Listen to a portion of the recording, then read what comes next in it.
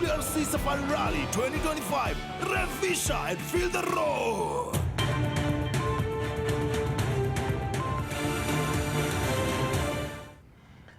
Atachin loyab emet ole kanyor kanetisiet kabatik kobun mugango en county nebo Bomet kotiengei ak kamanutiet nebo keboisie muswoknotetab kasari ak mising ortinwek chebo kasari en kabatisiet noton nebo minutik. Koret agenge nebo kekanapta rurutikab imbar ak kerib itondab emet ko kanyor kanetisiet meng'ik kobun mugango en Bomet Central nebo konai kamanut nebo kabatisiet keboisien muswoknotetab kasari. Kobun tetutiet ne naat ko Schools and Colleges Permaculture Program en kibagenge ak WWF kobo kamanut kirindaetab rubet en emet ak kerib itondab emet. John Masharia ko ofisayat ne koikoito kanetisiet koityi kabatik chotok. So we've been taking farmers through the various land use practices with more emphasis on water harvesting because without water, farmers cannot grow food. And most of the farmers depend on the rain-fed agriculture, and that is why you find that during the rainy season they are growing food, during the dry season they are not growing food, and therefore you find that we have imbalances in terms of our food and nutrition security, and especially here in Bomet where we have tea growing as a cash crop. Many of the farmers depend on the cash crop at the expense of growing balanced diet in their gardens. So the first topic has been on designing their gardens so that they know where to grow cash crop, where to grow food crops, where to put other enterprises like animals and among others. So we've been taking them through water harvesting so that they're able to manage the surface runoff, and they're also able to harvest any available amount of water during the rainy season and store them in their gardens and also in their water storage facilities like water tanks. Kakisom kabatik koker kole kaboisie muswoknotetab kasari asikomuch konyorunen kelchin kabatisienywan. Kit nekamwa Masharia kole aliet nebo keboisien teknolojia inotok koityin chitugul. They'll be able to grow very healthy food without necessarily depending on synthetic chemical pesticides which are also harmful to their health. We have also taken them through the integration of different types of crops in their farms. We are talking about growing abundance, growing diversity, so that they stop depending on one type of food crop, maybe maize, so that when maize does not do well, then they're able to get other sources of food like cassava and also sweet potatoes, and many other more. These are land use practices that can be applied both by people with small pieces of land, that is a quarter an acre, half an acre, or even those living in urban areas. Stanley Mutai ko agenge en kabatik kobun mugango nekamwa ine kole kanetisiet nekanyor kobo kamanut ak acher kabatik alak koboisien kanetisiet nekanyor kokanapta sobenywan. Min tugun chechang kou herbicides anan ko mbolea na fertilizers chombo tukosiek konake bakot ko kakowech kora ateptab ng'ung'unyat mara kakoik kochang'a chumbik koik acidic. Niton boisiet ne awonomen ak temik kora chekokinyoru kanetisiet kibagenge ko kakiamuan keib kanetisioniton ak kibakinamen kechop kitchen gardens ak kimuch kora keimproven nutrition. Kong'eten mugango en Bomet Central County nebo Bomet, logoiwekab emet chebo Kass, kainenyun ko Festus Rono. Katestai kurset en serikalitab emoni kocheng ortinwek alak chekinyorunen rabisiek chekiboisien en kasuldaetab boisionik chekotiengei toretet noton nebo USAID ak kibagengeisiek alak chebo toretet kobun emetab Marekani. Kamwa MP nebo Baringo North Joseph Magilap kole kosubkei ak nekoitonon president nebo emetab Marekani Donald Trump toretet nekikochin emoni ak emotinwek alak chebo sang ko magat en serikali kobwat ortinwek alak chekinyorunen rabinik mising ko chekitoreten biik chetinye miondo nebo ukimwi eng tetutik alak choton chebo konyoiset. Now that Trump and the world are saying no more funds to assist the Africans, You enter come with your ideas and your revenue, run your country. We are not going to be beggars of the West forever. We must develop ideas that can invest in our tourism. And one of the ways, Madam Waziri, is this one called Wildlife Conservancy Trust Fund. Let us create a fund that we can reinvest environmental money. Anybody doing manufacturing, anybody doing carbon credit, we must secure some resources through this fund, through the KWS, so that we can support these conservancies to change the local economy from banditry to economic activities. This is the way to go. In fact, Madam Waziri, unasikianga hii maneno ya insecurity, hii maneno ya conservancy movement will actually change our economy from being running up and down with cows under banditry to people who can become productive and raise animals for future use. Au nyinyi mtaka amani? Unafukuza ng'ombe for 100 kilometers. Ng'ombe moja unaenda kuuza 1,100 na unatembea 100 kilometers. When we can do conservancy does not only mean, and I want you to get it right, it's not only about wild animals, it is also about our livestock when managed well in ranches, and we can change the economy.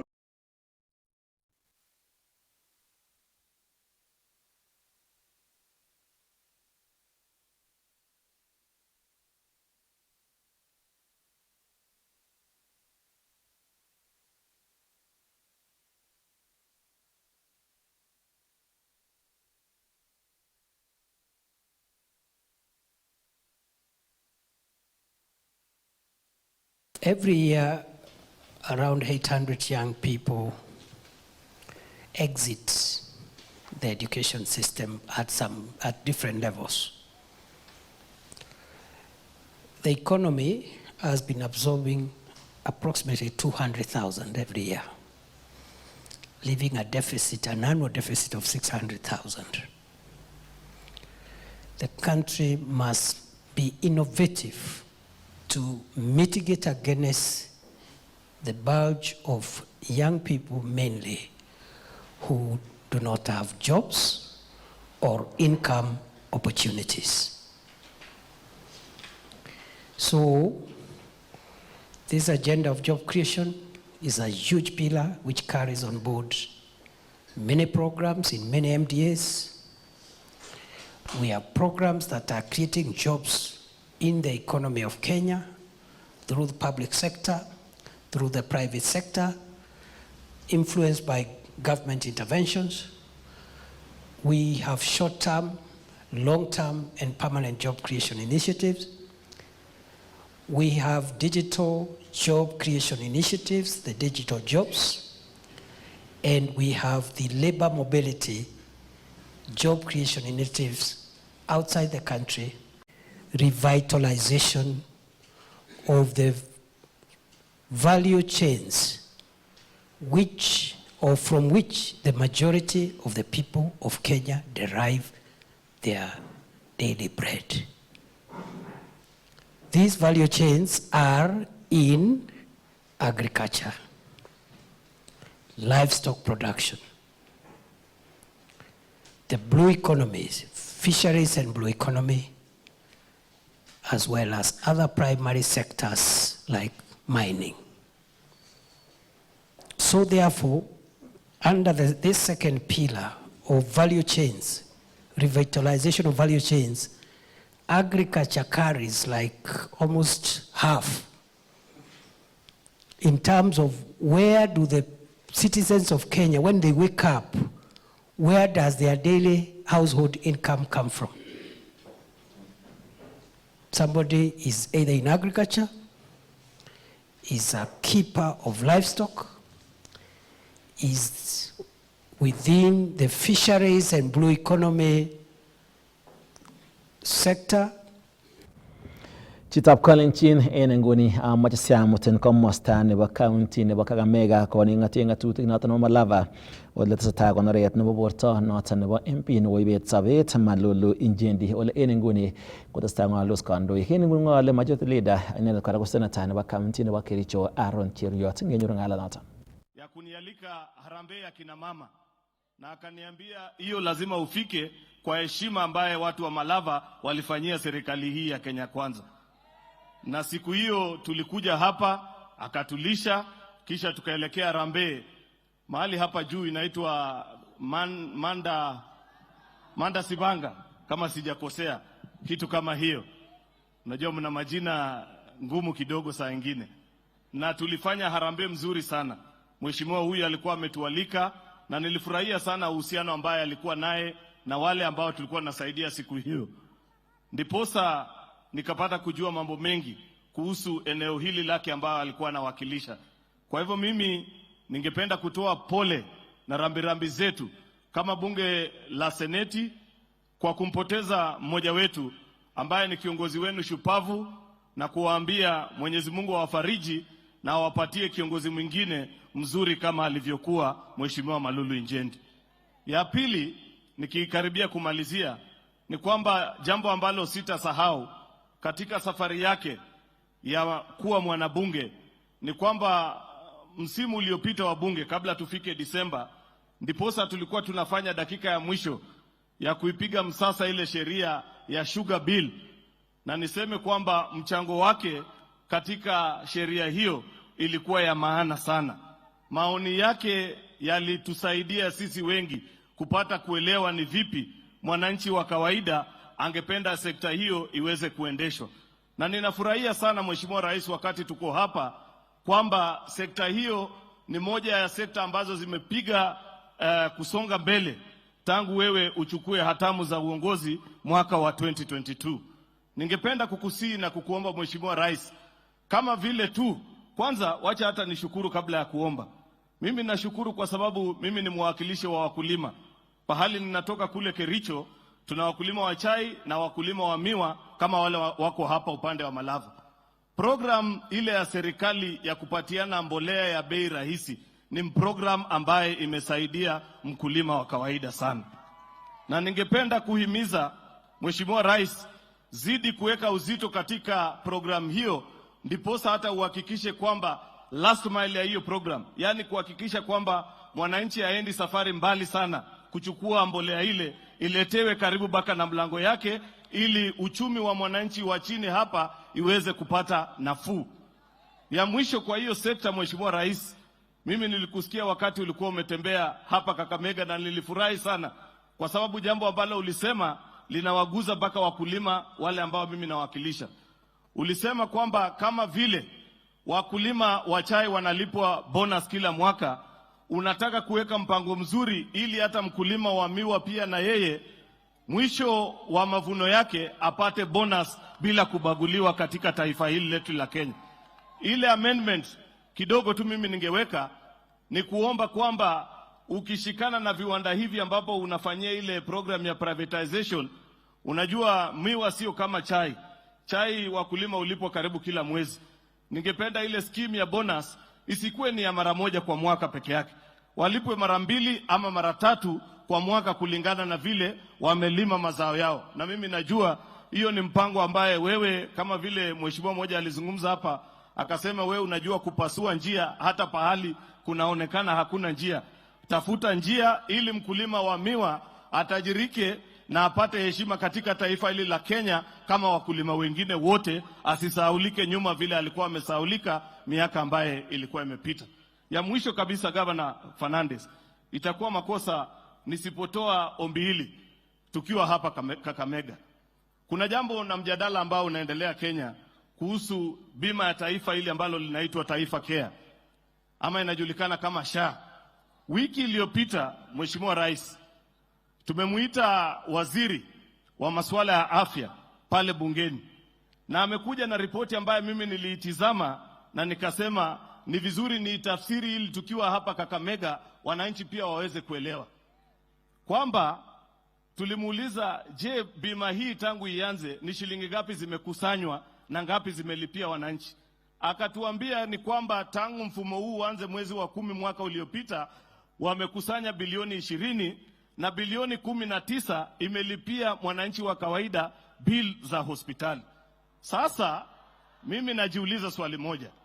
Wewe hapa Kakamega unafuata vyombo vya habari, unafuata kwenye maredio, unapiga kelele kwa mazishi, unasema hii kitu sisi tulisikia haifanyi. Na kuna Mkenya amenyamaza mahali, yeye anaenda hospitali wakati amegonjeka analipiwa bili. Mimi nataka kuwarai hivi, kabla hujaongea, kabla hujapiga kelele, kabla hujapumbazwa na wanahabari ambao wananiambia katika taifa letu la Kenya, jiandikishe kwanza. Wakati utagonjeka uone kama utalipiwa ama hautalipiwa, ndiposa sasa ukuje kuongea mbele ya umati. Hilo asanteni,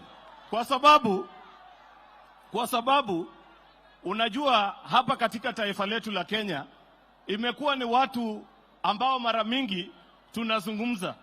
Huyu mheshimiwa baraza anajua kitu moja. Kaunti zetu, mimi ni mtetezi wa maneno ya kaunti. Kaunti zetu zilikuwa zinangojea kulipiwa pesa na NHIF kwa zaidi ya mwaka moja.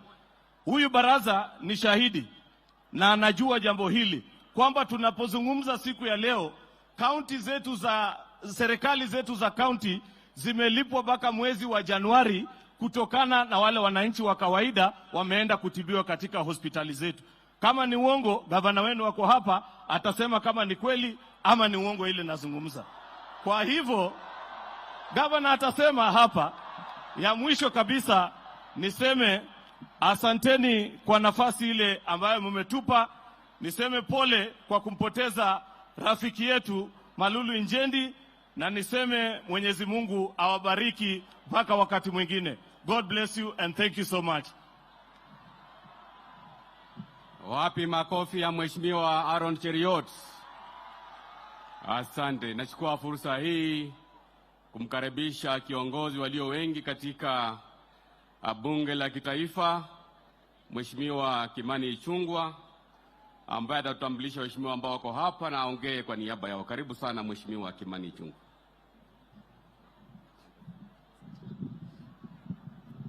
Asante gavana wetu. Mheshimiwa Rais, nikikubalika to ride on the protocols already established. Mama Betty na watoto wako na familia yote ya Malulu na watu wa Malava, hamjambo. Kwanza Mheshimiwa Rais, niseme pole sana kwa mama, watoto na familia ya Mheshimiwa rafiki yetu, ndugu yetu Mheshimiwa Malulu Injendi, na pia kwa jumla kwa wananchi wote wa Malava ambao Mheshimiwa ametumikia kwa muda wa miaka 12. Na bila kupoteza wakati, Mheshimiwa Rais, ningetaka kuwauliza wabunge wote ambao tuko hapa, tafadhali tuinuke kwa heshima ya rafiki yetu, our colleague and our compatriot, our brother Mheshimiwa Malulu Injendi. Kwa heshima tuwapigie makofi hawa wabunge wote. Unaona ni wabunge chungu nzima.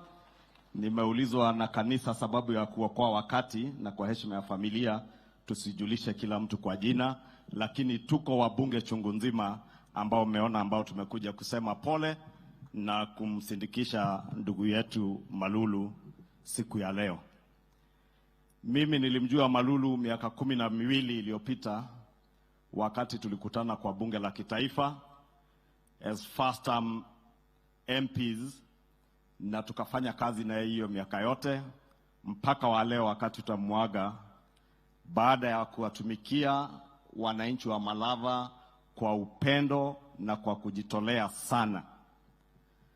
Na nimeshukuru sababu wakati nilisikiza vijana wake hapa wakiongea wote, nimeona huyu mheshimiwa mwenzetu amejizaa yeye mwenyewe. Ako na vijana ambao pia ni viongozi na mashujaa, na ambao pia wanawajali watu wa Malava vile baba alivyowajali. Mheshimiwa Malulu alikuwa ndiye naibu mwenyekiti wa kamati ya masomo kwa bunge la kitaifa. Na Mheshimiwa Rais, unajua ile changamoto nyingi ambazo tumekuwa nazo kwa sekta ya elimu, kuanzia utendakazi wa CBC mpaka mambo ya university funding.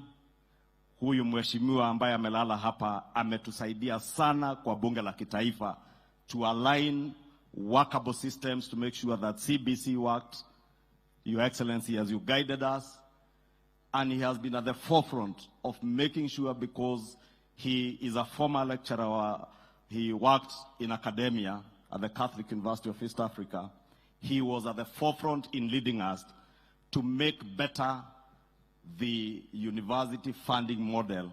And we have indeed, as a nation, as a parliament, lost a great leader and a very committed and focused educationist.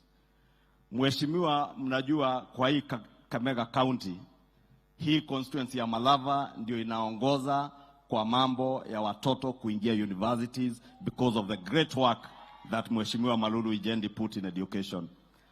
And I say that because I know the people of Malava have lost a great leader, just like the nation of Kenya and Parliament has lost a great leader. A leader who believed that that which is not working, you work hard to fix that which is not working. When he was elected as a member of Parliament and he knew Malava constituency was behind kwa mambo ya elimu, vile Senator Boni Khalwale amesema, he worked hard to improve that, and he has continued to do that.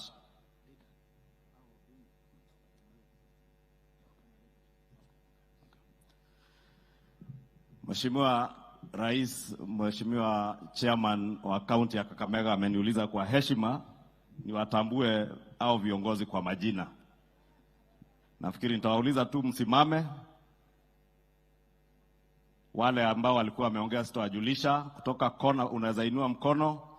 Tuko kona kabisa na Mheshimiwa Timothy Wanyonyi, mbunge wetu wa Westlands huko Nairobi. Tuko na Mheshimiwa Karasinga, Mheshimiwa Ikana, Mheshimiwa baba yao, Mheshimiwa Mumias Naika.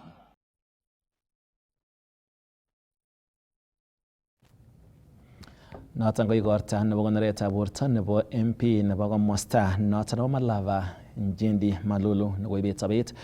Oldestai kandoik kokorto ng'oliotab mutyo miten President William Ruto en igoratan. Testai serikali kokanapto komoswek chekiriben tiong'ik anan conservancies ole kamwa minister nebo kiprutoinik Rebecca Miano kole alak en komoswek choton ko Community Wildlife Conservancy nemiten en county nebo Baringo netetat konyor rabinik cheite silingisiek million 3. Ng'ololi en igorta nebo World Wildlife Day nakiyai en Lake Bogoria National Reserve kosom ine biikab emet koistoegei atebosiek chekibore tiong'ikab timin ak missing komuch konai biikab emet komeng'is en kibagenge ak tiong'ikab timin asikomuch konyor kelchin kaitet noton nebo kiprutoinik cherutyin emetab Kenya asikomuch koro tiong'ichoton. The Baringo Community Conservancies and community-led conservation initiatives in this region reveal the real power of conservation partnerships. Through collaboration with national and county governments, local communities have admirably taken the lead in habitat restoration, anti-poaching efforts, and sustainable tourism development. Additionally, the State Department for Wildlife has actively supported conservation in Baringo through projects such as the Kibogoch Water Pan, which serves wildlife and local communities alike, thus reducing human-wildlife conflict. The Kabarion Water Pan has also played a significant role in ensuring sustainable water access. Moreover, the rehabilitation of 60 kilometers of roads in Ruko Community Conservancy has significantly bolstered conservation and tourism activities in the area. Be that as it may, we still face pressing challenges that include habitat loss, human-wildlife conflict, downsides related to climate change, and need for sustainable financing. Kenya recognizes that beyond protecting animals, conservation is about securing the future of our people. our environment, and our economy through initiatives such as the Kenya Wildlife Protection and Biodiversity Strategy, the National Wildlife Strategy, and innovative conservation finance mechanisms. We are systematically aligning our efforts with global best practices.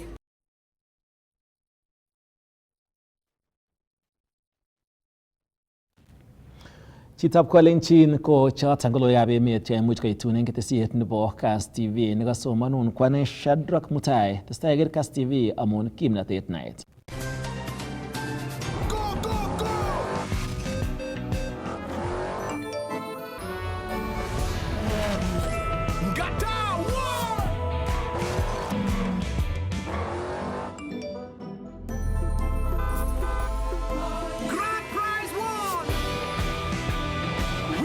With the WRC Safari Rally 2025, rev Visha and feel the roar.